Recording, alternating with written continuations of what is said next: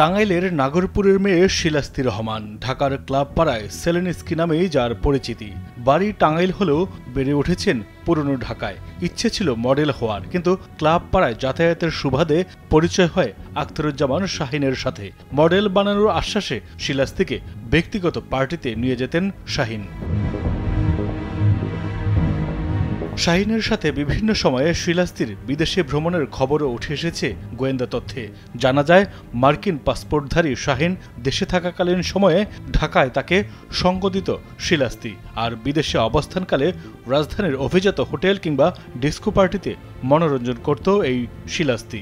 Model না হলেও বিত্তশালীদের ডেরায় গিয়ে উত্তরায় অভিজাত ফ্ল্যাটের মালিক হন শিলাস্তি। সেই সুবাদেই আখতারুজ্জামান শাহিনের নিমন্ত্রণে একটি পার্টিতে কলকাতা গিয়ে ফেসে যান শিলাস্তি রহমান। তাকে দিয়েই পাতা হয় ফাঁদ।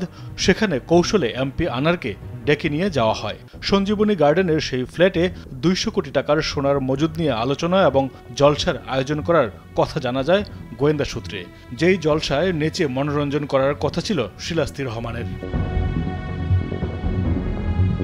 ঢাকা মহানগর পুলিশের গোয়েন্দা বিভাগের এক কর্মকর্তা কালবেলাকে বলেছেন, এমপি আনার খুনের সময় এই শিলাস্তি কলকাতায় শাহিনের ভাড়া ফ্ল্যাটে অবস্থান করছিল, তবে যেই ফ্লোরে হত্যাকাণ্ড ঘটে সেখানে তিনি ছিলেন না।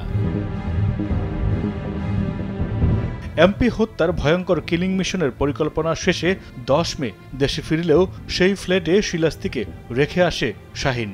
তবে 13 মে কলকাতায় এমপি আনারকে খুন করার পর প্রধান কিলার আমানুল্লাহর সাথে একই ফ্লাইটে 15 মে ঢাকায় ফেরেন শিলাস্তি রহমান।